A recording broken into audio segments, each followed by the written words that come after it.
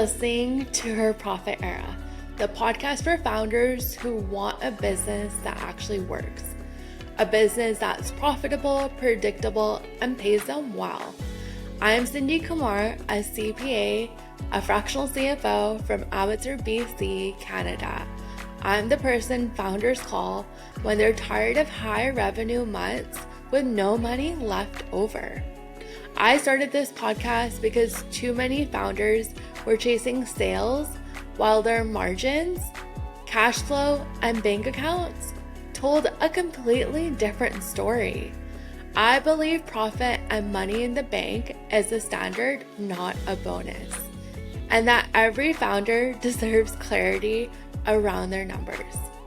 Each week, you'll get real financial strategy you can actually use and honest conversations with founders and industry experts about what it really takes to build a business that lasts.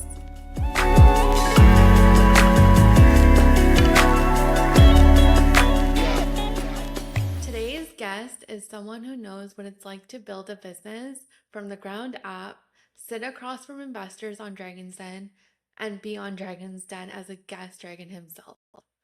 Marc Lafleur is the co-founder of truLOCAL, a company he scaled into a multi-million-dollar business before it was sold. He also secured a deal on Dragon's Den with Michele Romanow, and today he continues to build, invest, and explore the future of entrepreneurship through AI and technology. In this conversation, we're talking about a little bit of everything: money, scaling a business, realities of entrepreneurship, what happens after you raise capital, his experience on Dragon's Den, and how AI is changing the way founders build companies.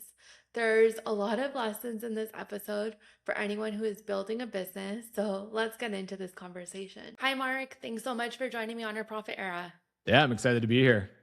I'm excited to have you. I've been following your journey since you were on Dragon's Den, so I feel like you've gone through so much since. Yeah, it's crazy. It's like we were just saying, it feels like a lifetime ago, but really, I guess it was just a few months, like back in February. So, yeah, here we are. What was like the whole experience like being a guest dragon? Honestly, all I can say is that I was back on Dragon's Den. I think it was 2017, and I remember back then just like how much time and attention and care the actual team that puts on Dragon's Den puts into everything that they do.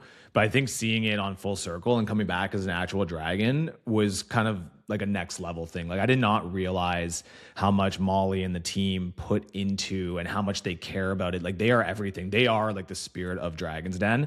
And I think going there and seeing just how above and beyond they went to make it special, not only for us, but for the people that were pitching as well, it just kind of like made all of it sit a little bit better and sit a little bit more real. Like they named it perfectly, full circle. I mean, what else is this, right? You're taking some of the most successful pitches of the series and then having all of us come back as dragons to sit in the dragon's chair. Like it was such a great experience all the way around. It sounded like such a fun experience, like seeing all of like the behind the scenes content too online. Yeah, it was good. It was 2 days, and so we all got in, and it was nice. They hosted a dinner for us the night before. Jay brought us all over to his place, and it was the first time that all of us got to get together as the guest dragons and meet each other. And of course, like I've followed, Tara and Joanna and them as just like mentors in the space from afar. So I feel like finally getting all of us connected in one spot and all playing this one specific role was a really nice experience. So that was the night before. And then we had 2 days of filming. We got to see all the pictures, and the set is just something else. When I pitched back for truLOCAL, we had the older set, and coming back now and seeing the new one has just been wild.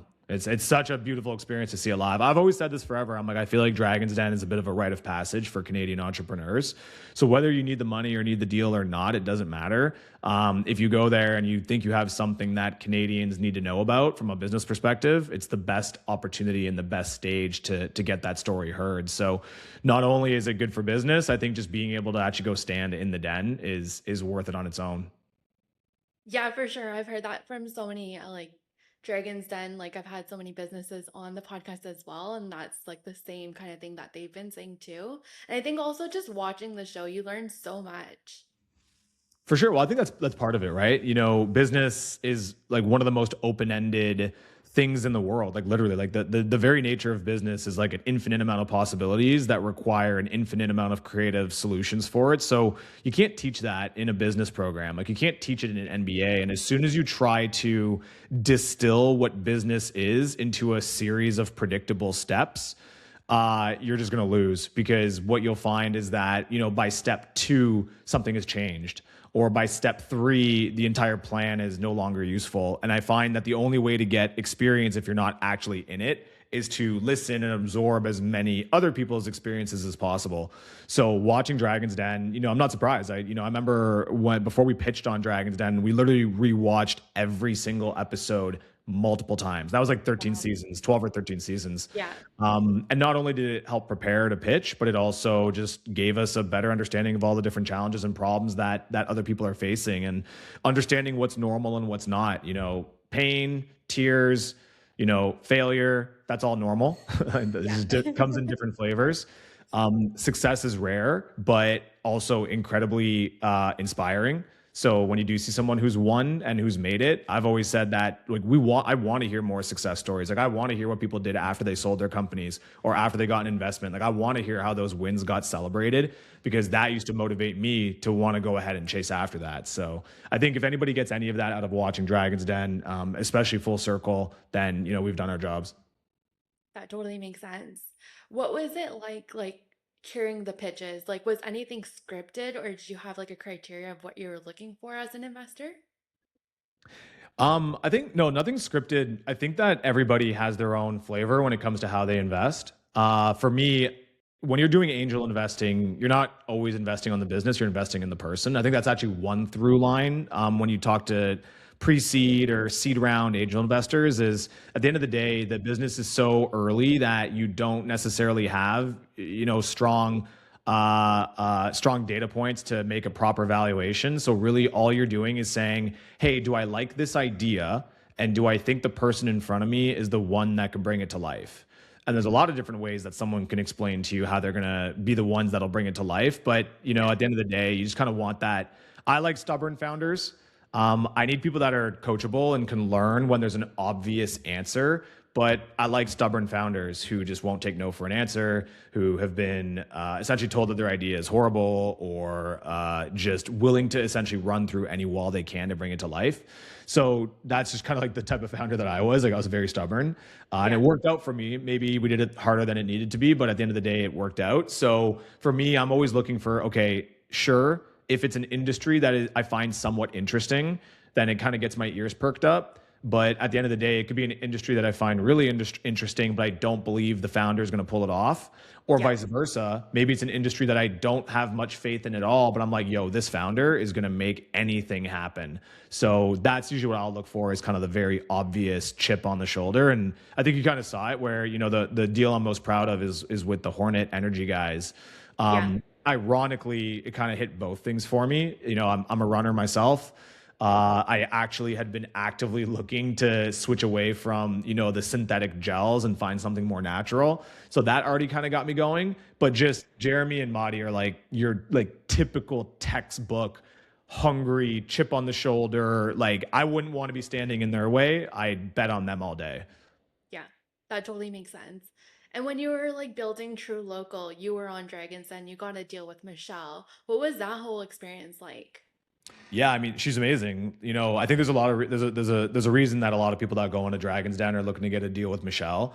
There aren't that many people that have achieved the level of success that Michele has, but still willing to get in the trenches. When I say that like 3 a.m. meetings when things are on fire are something that she is willing to do that I've not seen other people and investors that aren't even at that same level willing to do.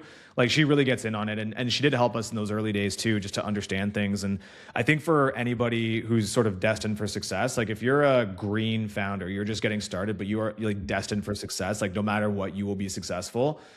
Just seeing how the other side works, like just being exposed, you don't even have to have someone do the work for you. Just seeing how the game is played helps speed run you 6 months to a year of making your own mistakes. And I find back in the truLOCAL days that Michele really helped with that. Just kind of like I guess a good pun is like show how the sausage is made on a lot of things. Really helped us along. And even now today, I consider her a friend and still a mentor for me. And it's not just about going on there trying to sign a check. Yeah. The spirit of Dragon's Den is you're going in there to find a mentor as well. And I think there's a misconception sometimes that a mentor is going to be there and literally package the boxes with you. That's not what it is. It's Yeah. just, can they use their experience and their knowledge, or whatever else it is that you might need in your business that they could provide, to help. And that was the experience that we had, and it was great. That's amazing. Was it easy to implement the changes and recommendations that she told you, or was it like a challenge with you being like the founder and like being so involved in the day to day? I think like implementation is always the challenge, right? Like you Right. can on paper make any business seem like it makes sense, right? So it's kind of like Right. that whole it's simple but not easy. So it wasn't. It was just like, hey, listen, if you need to go from spending $1,000 a month in ads to spending $50,000 a month in ads, Yeah. as a first time founder, you're like, why would I ever spend $50,000 a month in ads? That makes no sense. But Yeah. as someone who has experience, it's like you will spend $50,000 a month in ads. You can either take 2 years to get there or find a way to get there in 6 months. And then, like, once again, you just then take that and you're like, once you absorb it and understand it, you're like, oh, wait, like, yeah, I guess that is how business works. Like, that's what you have to do. So then, how do you do that? How do you now take this knowledge that, once again, is so simple and we wouldn't know it if you just didn't have the experience? But how do I now take that new kind of frame of reality that I have and go and do it and implement it? That's, of course, difficult. That's the challenge, right? The answers Right. tend to be simple. Executing it is not so easy. So yeah, that's what I would say. And it's what I try to, that's when now I do my investments or the teams that I work with. That's what I try to get across really early on is that, listen, there's nothing of the stuff here that I'm going to tell you is rocket science. This Yeah. is just the way it works. Take what of it works for you and your unique business, but let me just dispel some of the myths for you, right? And then it is on the founder to make the decision as to whether or not they want to go do it. They don't have to do it. Yeah. But that's kind of where a lot of value comes from. And now, even to this day, that's what I look for. Like if I have the fortune of sitting with like a billionaire, and I've been blessed to be able to do that before. I am just looking for the like very non-obvious things, or maybe sometimes they are obvious, where it's like, listen, here's where I'm at now. Yeah. What is the one way that I'm thinking that is incorrect, or the one thing that I would just need to get to this next point? And it's always like a 5-minute answer. It's not like this, So like, let me show true. you this giant book of everything you have to do. It's like, you're thinking about it like this. I now need you to think about it like this. And Right. now you kind of go and do it. Well, yeah. So, I mean, that's just an example of it. Did you always know you wanted to sell truLOCAL, or it just happened that way? Yeah, always. Everybody I talked to, investors, the team, everybody always knew that the goal was to build and sell truLOCAL. Now, once again, simple concept, not so easy to execute, right? Yeah. And that was always it because, when I started truLOCAL, I was like, oh my God, I'll grow this to $1 million company and then sell it for $1 million. And then just reality like sets in. You build it for a year and you're like, man, I've like put way too much. First of all, it's not worth anything after a year. It's just the Yeah. nature of a business. So maybe by year two, you're doing, $5 million in revenue. You think it's worth something. Now maybe it's worth like $1 million, maybe. But then you're like, well, I don't want to sell it for $1 million. I've put too much work into it. I think it's worth more. So you kind of keep chasing that dragon, and it Yeah. always just comes back to right time, right price. So the goal is Right. always to sell, but how do you build something that is of value for someone so that they can see the value in it and see how they can take what they're going to acquire from you and 2, 3, 4, 10x it. And that's kind of part of the art of building a company to sell. Did you always have like the finances in order for the numbers to look good to sell, or is that No. like a work in progress? Yeah, work in progress. No, because in the early days, you're just trying to Yeah. grow the business. In the early days, like we knew we wanted to sell, but like there were so many fires that we had to deal with that there was no Yeah. way I could sit here and be like, one day there is a dude who's gonna come and he's gonna want to talk about the business. So I really should have all of these things in order. You deal with the fires as they come up. You could look at it with like for anybody that does any sort of software development or engineering, like you got your GitHub or whatever tool you're using, Jira or whatever it is, and you're laying out all like the features that you want to build and the bugs that you have, and you think it's like this like great list of things that you'll one day get to.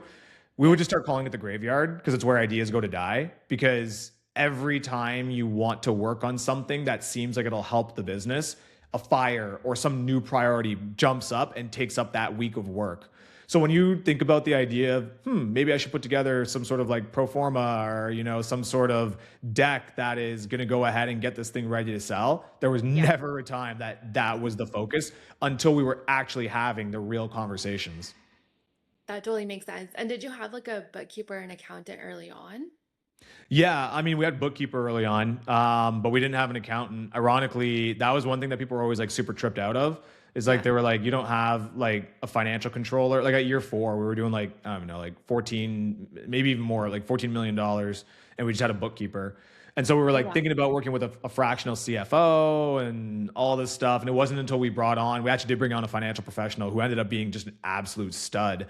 His name's Mikola, and I love the guy to death. And he's actually, I think he's actually on his own CFO journey right now because this has been 5 years. But we brought him in maybe a year and a half before the company sold.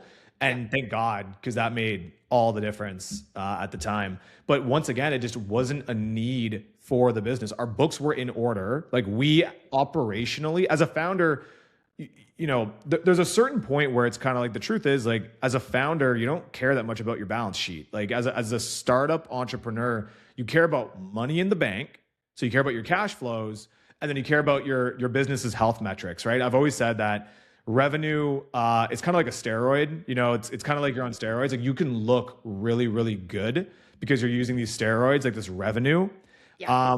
But at the end of the day, your overall business health is actually from your KPIs. So if I hear someone tell me you're doing $50 million in revenue, I'm like, oh, that looks really good. Let's go ahead and see your actual organ health. Let's see how healthy your system is.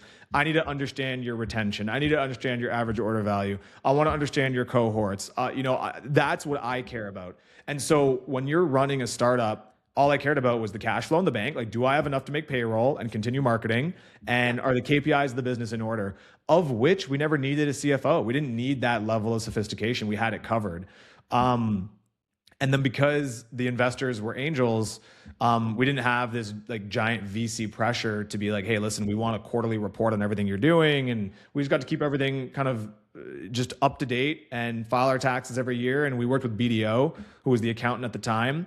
And we would just send off our bookkeeping on a monthly basis and they would take care of it. So I wouldn't actually necessarily, like I always said, like there's a lot of things that we did that led to success. So there's an argument to be made that you could follow everything we've done and but I wouldn't recommend it because we got lucky so many times.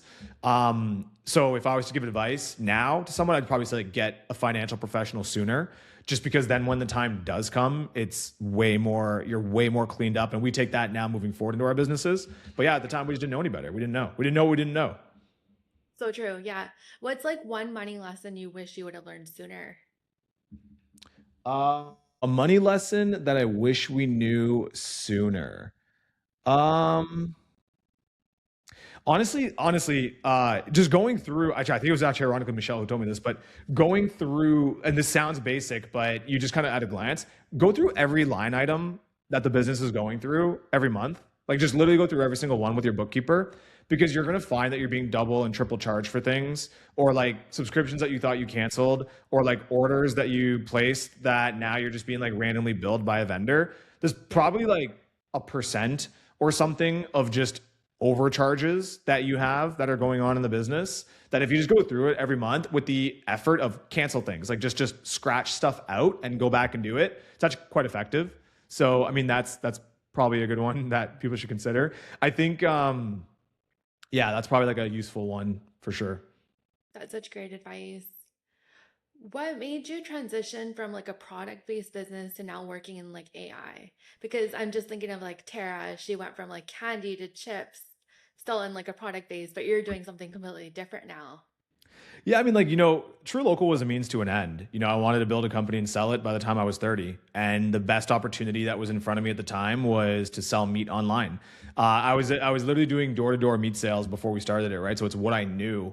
When you're like a first-time founder and you haven't gotten your first win yet, or if you're still working your day job, or if you're kind of like chasing your dreams, if you're in that phase, you don't have the luxury of reshuffling your deck. You have your cards, you have to play what you have, right? When you do finally get to a point where you're a little bit more in control of your own life from a financial perspective, You have your own reputation, credibility. You can open doors. When you sell your first business, especially in Canada, because there aren't that many exited founders, Yeah. there are a lot of things that get easier, but decision making gets a lot harder because now so many more doors are open to you. You really can do anything you want. And so when it came down to it, truLOCAL was, I have my cards that I'm dealt. Here's where I live. Here's who my friends are. Here's the access to capital that I have. Here's the skill set that I have. I got to use what I got and try to make something out of it. Now, when I look at the playing field to say, where is the biggest and best opportunity for me to deploy my skills and the people that I can work with and the team that I can build and the access to funding that I can get and the geographies that we can serve, it was AI. It was a no-brainer. Like if I was to start a business at all in January 2023, I was starting my next company, which is DB8 Labs, which is 2 months after ChatGPT came out. I would do AI all day, every day, over and over and over, even though we knew nothing about it at the time. And that bet has certainly worked really well for us because now we're 3 years into it, and I like to think that we've definitely been doing some pretty great things. So That's so cool. And what is it like doing like the day-to-day AI work? learning, a lot of learning how to Yeah. learn, learning how to like adapt to everything that's going on because every single week there's a new tool or a new way to use AI, not only for products that you're building. So literally not only, creating more powerful, more valuable products because AI is allowing you to do more inside the products. And that we can spend a bunch of time talking about. But also, how can you run your organization more efficiently by embedding AI inside of the organization? So what does like an AI native, an AI first organization look like? So every day it's just us looking at, okay, what are the products that could be built to provide value for others, but then how can we internally get better by implementing AI inside of the lab? So that's just like a weekly progression, and every week the leaps and bounds are so much further along because every week the technology gets better and better. So someone said it well, where it's like, you pretty much like can't have a full-time job if you want to stay up to date with AI, because That's so so much true. stuff moves. It's so tough. Even if you're doing nights and weekends, which like if you're not doing AI on your nights and weekends, don't complain to me about why you're not successful. Because right now, if you even spend just your nights and weekends working on AI, you can change your life. The skills that you would develop by spending 3 hours a night and then spending even just one full day on the weekend. Do your Saturday, do your Sunday, and Yeah. like think about the luxury that you have. Like this is not something now where you have to grind it out at the warehouse. Like if you wanted to get good, you don't have to go to the warehouse and work. You don't have to go to the office. You can take your laptop, go to a coffee shop, go to somewhere you enjoy and just absorb. Watch the YouTube videos, follow the Twitter accounts, download Claude Code, get codecs, start tinkering, vibe code something. It's fun. Like you can do this stuff and anybody can do it. And if you do that stuff, the skills that you're going to have are going to make you so valuable to any startup or any business that I just have no sympathy for people that are like, I don't know what to do. I don't know where to go. Man, it's right in front of you. So for us, like that's been a blessing, that we were able to start a company in AI, and now that's all we do all day, every day is work in the space. Wow, that's amazing. Do you have any recommendations of like YouTube videos or even like content creators to like follow? Because I feel like a lot of times you get so overwhelmed by so much content or even like talking to other people, and then you're just like, do I go on ChatGPT? Do I do Claude? Like, what do I do? Yeah. So like the best way to get started, in my opinion, with AI is to understand that you can't absorb everything. Even us doing it full time, we miss tons of stuff. So Yeah. just, I think, set the expectation that you cannot actually absorb everything. And what that gives you a framework for is only absorb the stuff that you are going to apply. And so what I mean by that is that if you are interested in building, let's say, apps or web products, well, then all you should focus on is the vibe coding community.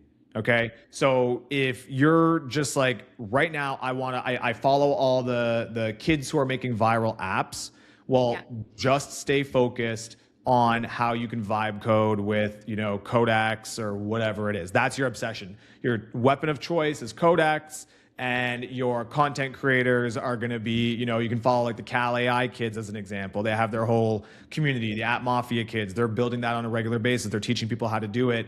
But let's say maybe you care more about creativity You're a creative. You want to make better edits. You want to make better videos. You want to make cool images. No problem. Don't worry about vibe coding.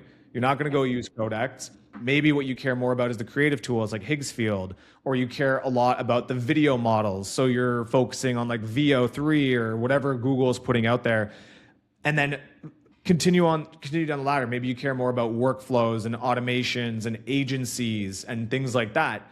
No problem. Then you're probably going to go into that kind of like Claude Code world, and you don't care so much about the models. You just care about how they work together.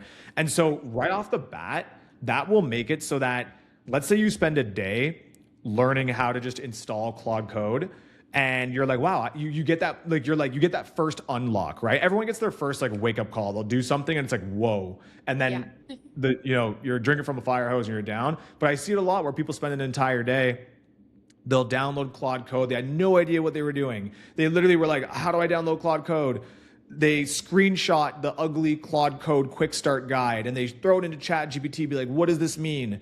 And then it's like, oh, open your terminal. And you're like, what's a terminal? And you just keep screenshotting and you get it. And then you think you downloaded it the right way, but it gives you errors. So then you're like, let me screenshot this. Let's say you finally get to that. Then what happens, you go to bed that night and you figured, oh my God, Mark said I have to obsess over AI. So I followed all of these different people in AI. And next thing you know, you see some guy over here talking about how much money he's making by doing, AI video editing. And now it's talking about things that you have no clue. You're like, I don't even understand. What is this? And you felt like you just wasted your whole day when you didn't. You didn't, in fact. In fact, you made a lot of progress. It's just, this is a completely different discipline. So like right off the bat, I would just say like start from the top and choose what you think you want to do with it. And just be honest. Like, do you want to build shit? Do you want to make money? Do you want to be creative? Like too many people just kind of aren't honest with themselves about what they're trying to do. And it's not until I sit with them to talk to them to be like, just say the words. Like say you want to make money. It's okay. Like it's not some like evil curse that you're going to put on yourself and make you a bad person by saying that. And then so very often I'll be like, okay, great. Like if you want to make money, you probably should learn how to build, vibe code something and either vibe code your own little solution that you can learn how to market and bring to market, or learn how to vibe code and then start reaching out to businesses to see if you can provide them with some sort of solutions. So yeah, I mean, like that's what's up. I can share some links with you. I think RPN is a great, just high level, not too deep, just kind of like can show you what's going on in the space on a regular basis. Is a good channel. There's a few other ones I could share with you, and then you can share with your audience. Sounds good. I'll share it in the show notes. How do you like block out the noise and stay focused? Because like just being on our phones all day, consuming content, there's so many coaches, so much like information out there compared to like 10 years ago. So how do you like block out all the distractions and just focus on what you're doing? I I only focus on things I can apply. And like we miss out on so many opportunities because of it. Like there's so much Yeah. stuff that's going on that I'm like, we aren't working on that right now. Like this just right now on a day-to-day basis inside the lab, we are not working on this other really, really cool thing. Like, oh my God, I wish I had time to think about that, but it's not going to help us do what we need to get done today. Yeah. And that is a skill in AI. Like it's not something you should just be born with. Like we've all been like mentally brain fried by social media. We weren't meant to absorb the amount of information that we absorb. That was when it was like doom scrolling. Like that's when you're just like allowing your brain to just like context switch every 15 seconds and just like you get your brain rot. Yeah. Now you want to take that and you also want to apply it to something that you have to learn. Like you like genuinely you're trying to absorb all of this new technology and how to use it and how it works and the implications of it and the safeties and the dangers. It's impossible. It's impossible. It's completely overwhelming. So step one is just listen, you can cast a wide net to just, see what's going on, but you can only focus on the things that you're going to build that day or that week. And then similarly, once you feel a little bit more comfortable with building stuff in AI or setting up some sort of tools that allow you to have a workflow of any capacity, launch everything you build. We struggle with that too because AI makes it so easy. Like especially as entrepreneurs, we have ADHD, right? Like there's no founder out there who doesn't have ADHD, and it's so easy now to just half bake a product, half bake an idea, get it to 80% of the way there. The one thing that stands true more than anything else is that the last 20% is always the hardest. it's really easy to vibe code yourself like a shitty little app and or like some sort of content machine or a dashboard to help with your finances or whatever it is. It's very easy to get it to a point where you're like, this is cool, but then to get it live, it doesn't even matter about getting users. I'm not even talking about generating revenue. I mean, you just need to put it out in the world. Make a tweet about it. Make an Instagram post about it. Post it on LinkedIn. Hey, here's what I built today. I don't care if anybody uses it. It's just, it forces you to get more intentional about what you are spending your time and your tokens on. And it forces you to get in this like rapid iterative cycle of, if I'm going to start building this, I don't care if it takes a day or a week, I'm making it live before I move on to something else. That's such great advice. Yeah, just being more intentional while you're doing it. Yeah, for sure. Especially because, like I said, it is a trap. Like I fall for it once a month. Yeah. I'll just start working on some shit and get it. It's great. Like it's all good stuff. It's just like I'm like, I've moved on. I want to go focus on what the team's focusing on or whatever, and I leave it half baked. And I just realize I'm like, that is not like, that is a major distraction. And so now, if I'm going to start something, I have to launch it. It has to go out. It has to, and a lot of the times they go nowhere. But just for my own personal experience with AI, that's kind of my goal now.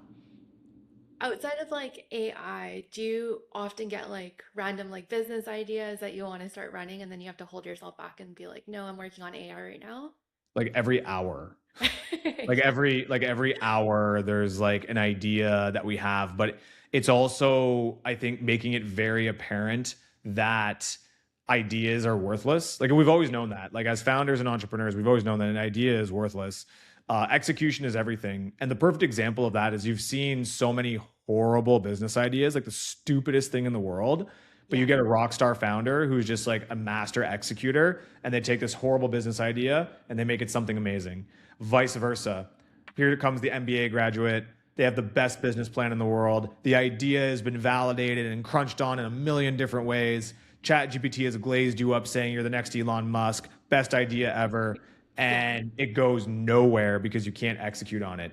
So that's always been real. But now it's even more real because, once again, you get a lot of these kids who think that, oh, the only reason I'm not successful in life is because I couldn't get a developer to build my product. If only I had the product, I'd be rich, I'd be successful.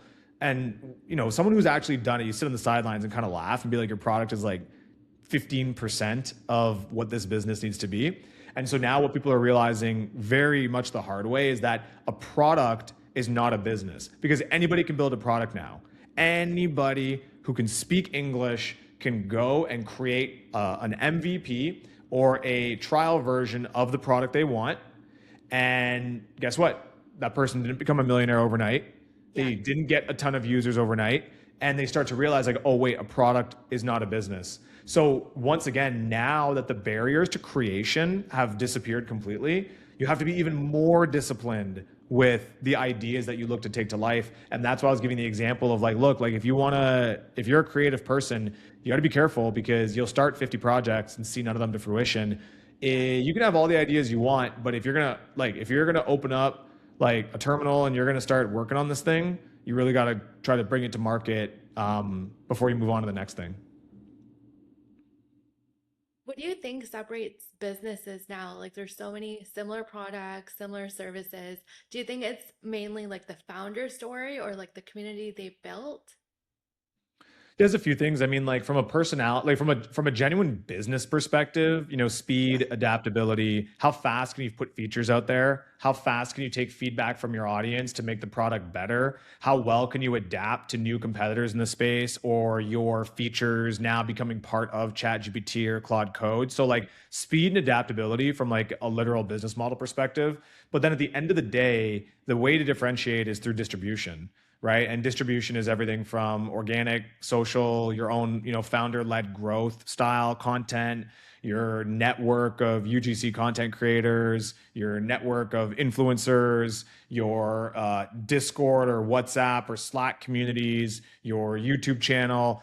That stuff that you own, that you create. And when I say UGC content creator, like the army of it, you have to own that army. Like you have to literally be in there where it's like, no, forget the accounts. You own those connections and those relationships. And with the influencers, similarly, it's kind of like, hey, listen, this is a network that you have that you can tap into at any time. But if that's really where a lot of this moat comes from, is the brand itself and the community that you can build. Um, and really the strength of a brand is how loyal will they stay to you if there's a better product out there. The stronger the brand, the more defensible, because even if there's a better product, they'll still stick with you, which gives Yeah. you enough time to use your speed and adaptability to make the product to the point where it's like, oh, they didn't want to leave in the first place. But that's really what Yeah. it is. Is like how much is somebody willing to stay with you if there's a better, cheaper option, is kind of like a very strong sense of the community and the brand that you've built. And of course, how you get the messaging out to those individuals is through the distribution channels that you've built. That totally makes sense.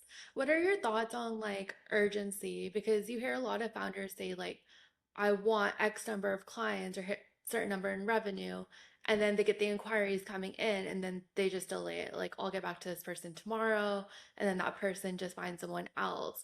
So I feel like we're almost like in this state where people are manifesting, they want the things, but then they're also delaying like their actions. Yeah, I mean, like, there's a reason there's only one in every 100 people that are a successful founder. Like, everybody wants it, everybody Yeah. wants things, but then their actions don't match it. Like, if you're telling me that you want it more than anything and you feel like you deserve it, and you have a client email sitting in your inbox overnight, like, I don't believe you. You obviously don't want it that bad. Like, Yeah. urgency is everything. Like, once again, urgency will overcome bad ideas. Urgency will overcome sloppy execution. Like, urgency is everything. You have to have those things. And if you don't have urgency, like, you should not be a founder at all, because you just can't compete. Like, the world's state is chaotic. The Yeah. world, like physics, is chaotic. The universe is chaotic. And if you want to create success, which is essentially order, like you want to create order out of that chaos, you have to exert energy to create that order. And not only do you have to exert energy to create that order, you have to maintain it. Because as soon as you stop putting energy on it, things just settle back to their natural state, which is chaos. So if you want what you want out of this world, and what you want is success, or maybe you want freedom, and the proxy to freedom is money, and the proxy to money is success, and the proxy to success and money is a business, let's just say that's what it is for you, that's order. That's logical order. And that is a very difficult thing to create and manifest. And it's a very difficult thing to maintain. And so if you're telling me right now that, you've put a building block in place, you say you want something, you've done the outreach to get a client, and great, you pushed back against the universe. Like, you were like, hey, great, I'm going to send these messages, right? Because you could just not, but you're like, I'm going to send these messages. So you did that. But then when the universe responded with, okay, hey, you did the thing, here's what you get, you take your foot off the gas, how are you going to compete with the person that didn't? How are you going to compete with like the natural state of the world trying to just make it difficult for you? So I mean, like, urgency is everything. Urgency, speed, execution. I think that's the number one thing. And it's, of course, it's not even, it gets crazier, because it's not just urgency once, it's urgency over time. It's urgency, because then you'll see the people who are incredibly urgent when they want to be. They're incredibly urgent when they're motivated. But then when they're not, they just don't do the work. And guess what? Same thing. Maybe they've built that castle a little bit. They've set order to the universe, to their universe a little bit. And then, they give up for a week. They're taking a week off. They're chilling. They're waiting Yeah. over the weekend. They're like, whatever. It's the weekend. I should chill. Okay, great. Well, you've just like dismantled the inertia and the momentum that you had. So it's like, you need high urgency over a long period of time, which essentially is just hard work over a long period of time, and a lot of luck, and a lot of execution power and pain tolerance to get to where you want to go. And that's just, any founder who's had success will tell you that. So How do that's you like, like how do you build like the discipline? Because we want this like instant gratification. We want the results right away. And if it's not happening and it's going to take like 90 days out, I feel like people just stop after the first 30 days.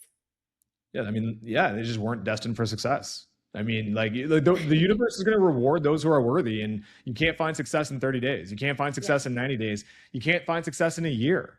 You know, uh, of course there are outliers. There's lottery winners, right? There are people who get lucky, but for the rest of us, that's not typically the case.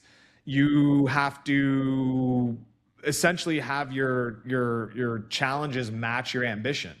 If you think you deserve to live a life that nobody around you lives, if you want to be the most successful person you know in your sphere, if you look around, are you the hardest worker?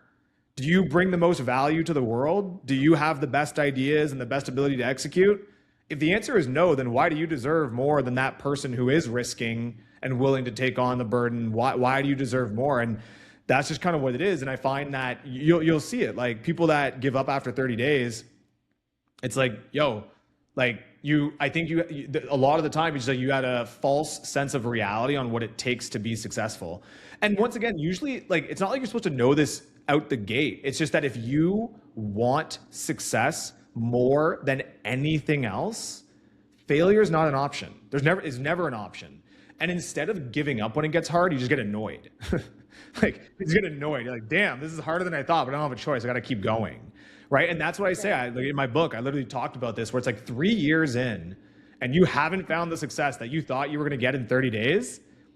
You know, how do you do that? Like, how do you still just like, man, it's been 3 years, and it's, you know, it's because you want it more than air. It's because you want it more than anything else in this world. That is what you are here to do. And you've made that commitment, and you are willing to push that boulder up the hill until you get the result that you want. And anything along the way is just a challenge and an obstacle that you have to go through.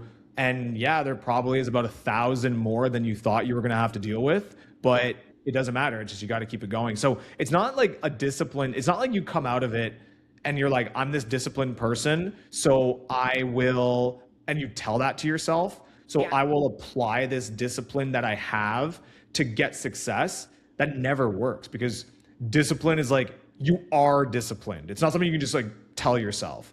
You're either the person who sets out on a mission and gets it done regardless. And you can bitch the whole way. You can complain the whole way, which you do. Like, oh, this sucks. This is hard. Kick rocks. It sucks. And you can like hate yourself as much as you want the entire way. Like, I did not think that it was going to be this way, but you still do it. That's like real discipline. That's way more than like, I'm going to read my book every day that tells me to be disciplined. And today, when it gets really hard, I'll just like think about my like 3-letter mantra, you know? So I think that's why, like, I've always said, I'm like, listen, you know, I know what it was like to look up to people and feel like, damn, like only a few people will ever understand me. And, you know, people don't get it. They don't understand it. I need to speak to those people because, you know, I remember people like that spoke to me back in the day. And I think that we spend a lot of time too much speaking to people that just won't find success because they don't have that discipline. They aren't willing to make that trade. Yeah. And so I find that when we do find those people that are, and that's when you talked about who do I like to invest in, real recognize real. You can sniff that from across the room. Like, you can see like, yo, this, like, there's something deeper here, that they aren't watching a bunch of movies or reading David Goggins and then thinking they need to become disciplined.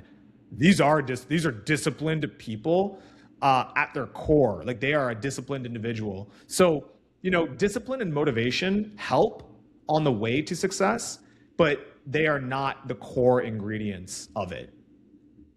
What advice would you give a founder that's been operating from like an employee mindset? They've been avoiding like looking at the finances, working on the business, or kind of just doing the day to day in like a reactive kind of stage? It just depends what their goals are. Like, you know, if your goals, if you want to make a, you know, like a low 6-figure kind of salary that's consistent and you want to live a good life, then it's okay to have that mindset. Like, you don't need to be diving deep on how do you grow the company year over year. If you have a number in mind that you want to hit, once you get there, you can just maintain, like, chill, get your nights and weekends back if you want, if that's where you're at.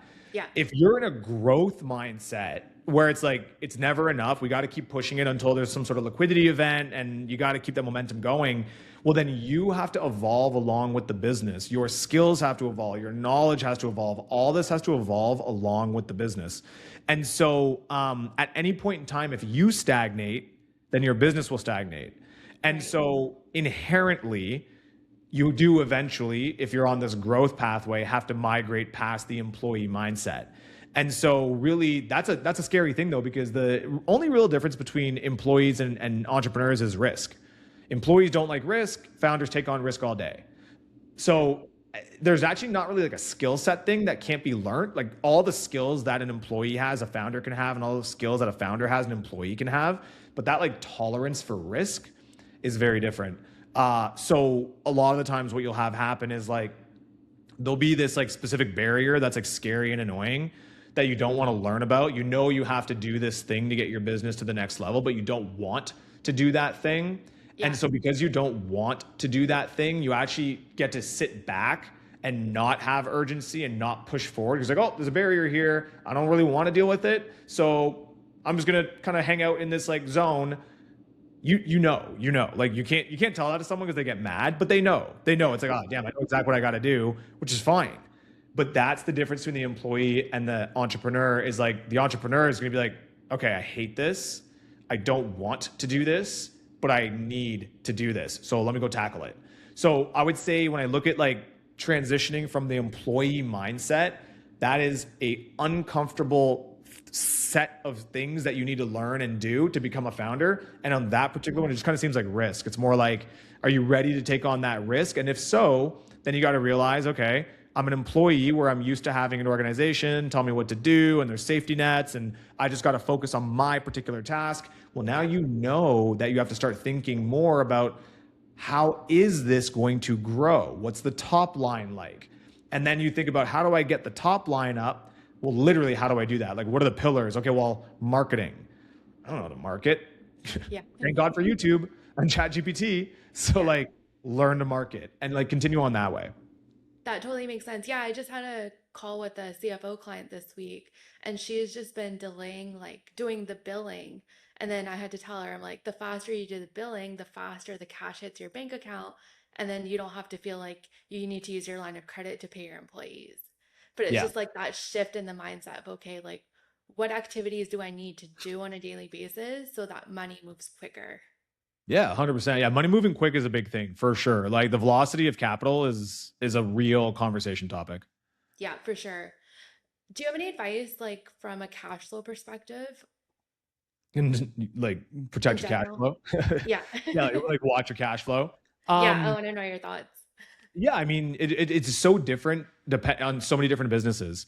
If you're, if you're a growth company, you know, your cash flows are on a steady decline until you get some sort of business milestone that allows you to go raise more money because you've proven something out. And so what you're just trying to do is slow that cash burn as much as possible and accomplish as much as you can based on that delta of time between when you have to accomplish the thing and when the money runs out. But Yeah. that's like very like 15 to like 2021 type vibes, right? Like things are very different now. Cash is king. You can build profitable companies. You can actually come out the gate and say, hey, I have a product, I have an audience, and I need to do marketing to grow it. But you can actually nowadays think about how can I do the marketing profitably, which is not something that was even part of the conversation back in the day, especially Right. on subscription. You would say things like, well, like really what it is to get one user or subscriber or client, you know, if it costs, you know, if that client is worth $1,000 to me, yeah, cool. I'll spend $700 to get that client. There's your 30% margin on gross Yeah. margin. Okay. But what would happen back in the day to validate the super kind of like growth at all cost mentality is we would say things like, well, it's not just about the first money that you make from that subscriber or client. It's what's the lifetime value. So over the course of, let's just use a year as an example, maybe they're worth $1,000 the first time, but Yeah. by the time the year's done, they're worth $2,500 because they'll buy more things and do whatever. So people would make an argument that like, well, technically you're willing to spend $2,000 to get that client because you're still making a $500 margin, but that money is not profitable on the first time they bill. So you spent $2,000 to get the client. You're only making 1,000 on the first time that you bill that client. And that you make the money back over the course of the year, right? Because of the lifetime value of that client. That was like super normal. We did that at truLOCAL. That was like so fine. You never used to bat an eye at that. In fact, there were businesses that would say, hey, the lifetime value of your customer is $2,500. You're okay spending $2,600. Like that's just a whole VC mindset. Yeah. I'm totally against that nowadays. Like now I'm like, nah, I want to make the money back on the first time that a user or a subscriber or a client is billed, because I think you can. And that is a whole different relationship with cash. That is a whole different relationship with cash flow. That's like a new thing that I think AI is enabling quite well. So that's all I would say is it's the first thing I say all the time to everybody. You have to understand what type of business you're running, because then it will dictate how you look at investors, how you look at cash flow, how you look at hiring your team. There's no right or wrong answer. What is right for one type of business is wrong for another, and what is wrong for another might be right for you. So understanding what type of business you have will essentially dictate the type of relationship you have with your cash flow. That totally makes sense. When does it make sense to bring on an investor? Is it like when you need cash or you need mentorship? Or is it like a mix of both? You know, there's the age old rule where if you want money, ask for help. And if you want help, ask for money. Listen, investors, especially angels, are relationships. And you need to start relationships as soon as possible, because people need to see that you're a winner.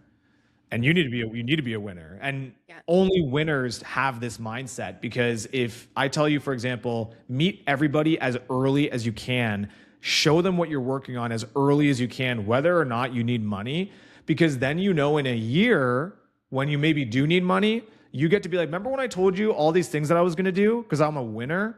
Yeah. And it wasn't the time back then and you didn't want to believe it. Well, look, I've done all of them and more. So what do you want to do? And maybe it's 1 year, maybe it's 2 years, maybe it's 3 years. It doesn't matter. But now this person has watched your journey, right? That's the whole point. And that's where the relationships come in. So I would just say that, like, for me personally, like, I care a lot about that. Like, that's a big, very important thing for me. I need to win in everything that I do. I at least do the best that I can to try to win in everything that I do. And it doesn't happen all of the time. But when it comes to business, it's very important that I set kind of standards to be like, listen, this is where we're at. This is where I want to go.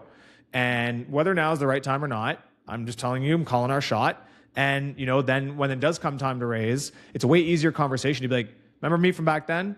Here's where we're at.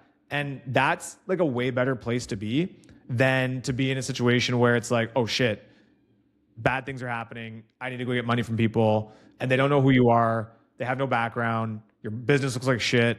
Those are bad things. So if you have the luxury of being a winner and you have the luxury of starting conversations with people who could potentially be investors earlier, do that, because then you're actually building a relationship. Of course, if you don't have the luxury, maybe you don't feel like you're a winner, maybe you don't know any of the people in your network, or maybe you have your back against the wall and you have to raise money. Yeah. I mean, you got to do what you got to do. Once again, if you have high urgency, it's an obstacle. It's an obstacle. Like, damn, this is harder than I thought, but I got to find a way, right? So those are the ways to look at it. The sooner the better, always. That totally makes sense. When you sold like truLOCAL, did you feel like you were intentional with how you wanted to spend like your exit money? Because like take lottery winners, athletes, once they get like a large sum of money, they just like blow through it. So were you very intentional with how you wanted to manage that money? No, I mean, like I never had money growing up, really. So like everything was new. Everything was net new. Like I knew that one day I was gonna have this, and I knew that one day we were gonna be successful, and so I'd like daydream about it at least like however many hours a day, literally. Like, man, Yeah. like can't wait.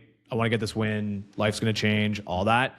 But I mean, other than like the basics, like you're a founder, you get like some nice things, you do whatever. But like the things phase, like the phase of things when you have money, it only lasts for a little while. Everyone will tell you this, and I'm not discounting it. I think that the things phase of making money is actually one of the strongest motivators for people to make money. You know how many like millionaires the supercar industry has created? Like, you know how many people are like, I need to go into business so I can make millions so I can buy a nice car? Yeah, Yeah. use that. If that's your juice, get after it. But you will get to a point where you're there and you're like, okay, cool, this is normal now. Like this doesn't like fill my cup the same way. And that's kind of when you start thinking about different things, right? Like conveniences, like you want flexibility for not just yourself. You know, the first wins for you, the next wins for your friends and family, and then, you know, the next wins for your future kids and all this type of stuff, right?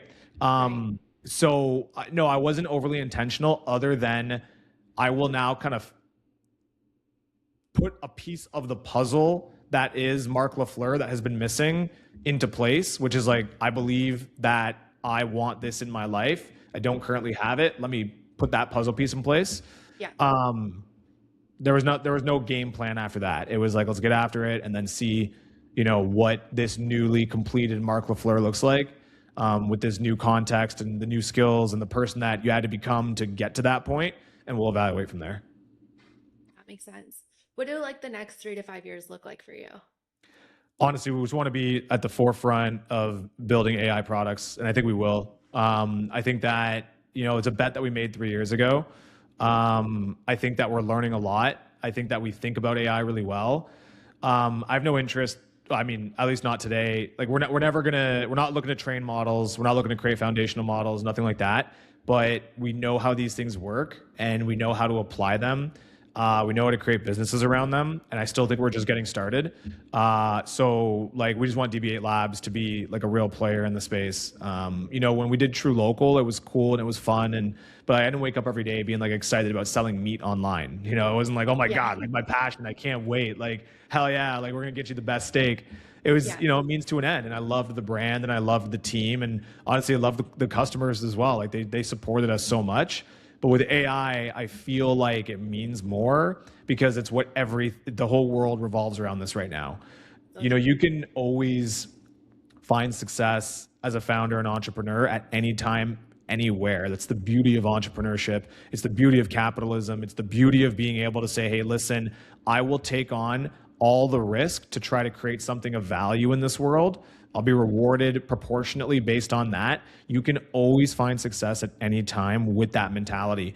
But there is a truth that there are time periods where that success is more likely or potentially larger.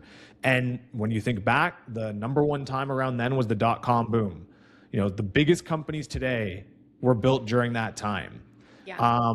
And for me, I was too young, right? I was in high school, like playing in the dirt at that time. But now with AI, that is the new phase. That is the new thing. And we did get in at the right time. And I am very excited about it. And I think that if we can get good at this skill set and understand how businesses can use it at the top level, then I feel like we'll have a really good go at making a company here. So How do you still keep like the human connection, the human thinking with like AI right now? Because a lot of people are replacing their entire thinking with just like putting something into ChatGPT and then it just spits something out and then it's just copy and paste. yeah, there's a difference between abstracting away work and abstracting away results and taste. 100% at work is being abstracted away. So for example, what do I mean by that? If you look at building an app, let's just use an app. Yeah. Their work involved is the coding. It is writing the prompts. It is creating the tooling. It is actually going ahead and deploying things. Like it's actually the work involved that takes the time, the resources, and the money. When at the end of the day, you just want an app that works and is the way that you want. A lot of that stuff in the middle can get abstracted away to where you just have a couple really smart people making a few decisions along the way. But the actual writing of the code, stuff like that doesn't have to happen with a human anymore. And that stuff should be replaced. That person, though, who would have done that work, if they are good and they are high agency, that person's not going anywhere because they know what good looks like. So with us, we look at it and I'm like, I'm always trying to remove work from my team, but they are still in charge of the results because they know what good looks like. They are the experts of their job. They are the ones who are going to know that this looks like AI slop and it looks like everything else that's out there versus no, I wanted to use AI to save me 15 hours, but I still have 3 hours of work to polish this up. But instead of whatever number I said, 15 hours, instead of this being an 18-hour job, it's now a 3-hour job. And so right off the bat, if you're thinking and you're in this phase of, oh my God, like AI is replacing my work, you're already cooked because you don't even see the difference between work and results. It's the same for clients. It's the same for like, if you're like, whoa, like someone can just go and do it now with AI. First of all, that person probably doesn't want to, nor can they get the same results that if you did. We're so blessed. I have such an amazing engineering team. We're 4 guys that are just absolute rock stars, and we laugh all the time because you'll go on LinkedIn and like there are other software engineers out there, and they're so mad, like they get so mad at any non-technical person who makes any comment about vibe coding something. And as someone who truly believes that vibe coded things are not production level, you can't scale them, they're not secure, you should not launch that stuff. I believe senior engineers need to do that. It is still just kind of comical at how, if you're an engineer and you're worried about some non-technical kid who used AI over the past year, if you're worried that they can build the same things you can, you suck. Like that means, like, if there's a kid who's using the same tools that you have access to, who has no background in it and doing better than you, that's not an AI thing or a kid thing. That's a you thing. If anything, you should be now doing next level stuff. Like you should now be like, whoa, okay, this tool has now made my job 10 times better. And that's what we see inside of our team. So I think just what's going to happen right now is that very, very high agency people are going to like thrive. And who is that? It's entrepreneurs, it's founders, it's people with ideas, it's people with dreams and ambition, it's people that want to work hard, it's people that want to go ahead and build a better life for themselves and their friends and their family. They are going to thrive. I have not met one entrepreneur who is like, oh shit, AI sucks and it's scary. Yeah. But if you are someone who does not lean in, if you're someone who is set in the status quo, you're cooked. If you're somebody who takes all of their value out of a certification or an education or a degree, so essentially the only real value that you have in what you do is a stamp rather than your work, you're going to be mad too, because now there's a kid in, Brazil that can, do whatever job just as good as you can because they can just query ChatGPT to get the answers back. So it's not about I think humans are so like, this is a wild and exciting time, but of course I'm biased. I'm an entrepreneur. I like to get shit done. Like I want to do stuff. Yeah. If you're a get shit done type person, you are going to thrive. If you are not, and you either want handouts or you think things need to stay the same because they've always been a certain way, or you only get value in the work, not the results, you really, really, really need to consider what the future looks like for you, for sure. That's so true. Do you have any last minute words for our audience? Not particularly. I just think it's the best time ever to be an entrepreneur. I think it's the best time ever to try to change your life. I think it's, right now, I think that you could literally be a kid in high school and start earning an income. Think about it, like 30, 40 years ago, to start a business, you used to have to get like a loan. You used to have a physical product. You used to have a brick and mortar. Like it was a real challenge to start a company. 20 years ago, I guess, maybe even whatever, it shifted to, okay, well, now you can build a website and you can build software and you can do all these things. So it got easier.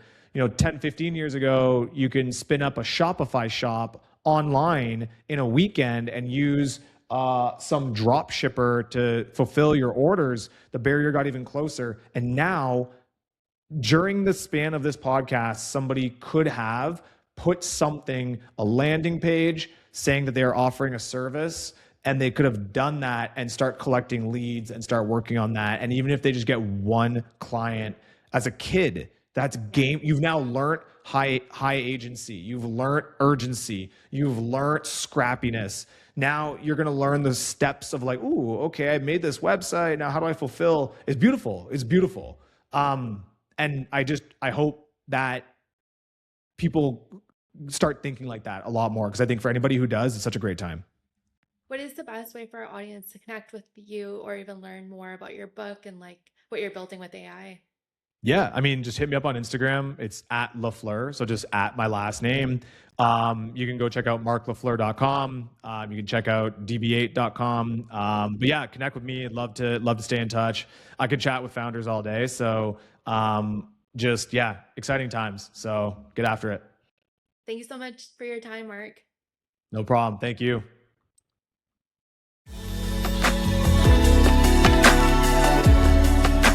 If you're a founder who wants real strategy, not noise, and you want someone in your corner helping you build a business that feels aligned, is profitable, and actually supports your life, you can apply for CFO on Call. This is my one-on-one financial partnership for established founders, typically making between $500K to $2 million, who want clarity, who want structure and confidence with their numbers. The link is in the show notes, so you can schedule a profit strategy call, or you can DM me CFO on Instagram at @CindyKamar, and I'll send over all the details.